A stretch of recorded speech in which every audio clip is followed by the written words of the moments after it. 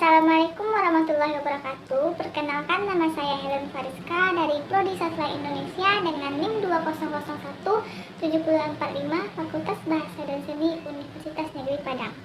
Nah, pada kesempatan kali ini saya akan menjelaskan tentang linguistik fungsional.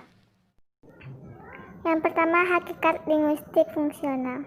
Linguistik fungsional adalah analisis bahasa yang menekankan fungsi dan menandai karya para sarjana dari aliran Praha dan Copenhagen serta sarjana-sarjana lain.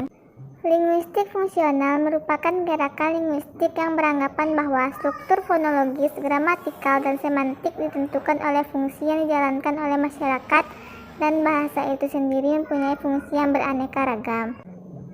Menurut Krida Laksana, linguistik fungsional adalah analisis dalam bahasa yang beranggapan bahwa struktur fonologis, gramatikal, dan semantik ditentukan oleh fungsi yang dijalankan oleh masyarakat dan bahasa tersebut mempunyai fungsi sendiri. Yang kedua, tentang latar belakang linguistik fungsional. Linguistik fungsional dipelopori oleh Roman Jakobson dan Andre Martinet. Kehadirannya sangat berarti dalam upaya menjembatani kesenjangan antara linguistik struktural Amerika dan Eropa. Roman Jakobson terkenal karena telah menyatakan dengan pasti pentingnya fonologi diakronis yang mengkaji kembali dikotomi F. de Sauvage, antara lain dikotomi yang memisahkan dengan tegas sinkronis dan diakronis. Selanjutnya yaitu kelebihan linguistik fungsional. Keunggulan aliran ini adalah kita dapat mengetahui bahwa setiap fonem atau bunyi memiliki fungsi, sehingga dapat membedakan arti.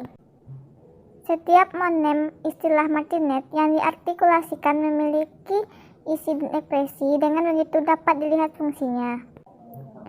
Kemudian pada tataran yang lebih besar yaitu sintaksis, aliran ini menekankan pada fungsi, preposisi, dan struktur kalimat.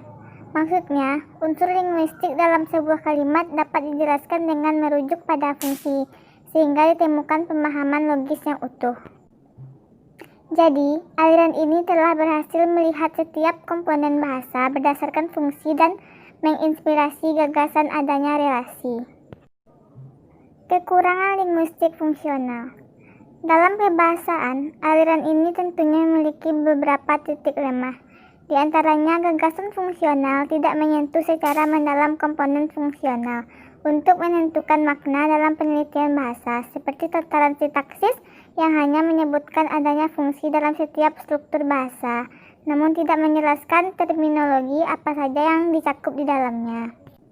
Jadi, kelemahan aliran ini adalah tidak mampu menguraikan fungsi unsur linguistik lebih rinci, khususnya pada tataran sintaksis. Dalam struktur kalimat, gagasan aliran ini tidak menjelaskan komponen apa saja yang tercakup dalam aspek fungsional pada kalimat. Sebagaimana kita ketahui, ada fungsi lain dalam kalimat, yaitu fungsi semantis dan fungsi pragmatis. Dan yang terakhir adalah penyerapan linguistik fungsional dalam bahasa Indonesia.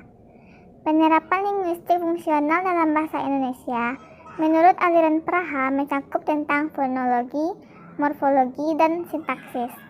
Ketika berbicara fungsi, maka kita harus memahami konsep fungsi dalam bahasa Inggris dan bahasa Indonesia. Bisa jadi konsep yang ditawarkan oleh aliran ini tidak dapat diserap dalam semua bentuk, struktur, dan fungsi sesungguhnya dalam bahasa Indonesia. Contohnya sebagai berikut. Nah teman-teman, sekian penjelasan dari saya. Apabila ada kesalahan mohon dimaafkan. Sesudah dengan membaca, wabillahi taufiq hidayah. Assalamualaikum warahmatullahi wabarakatuh.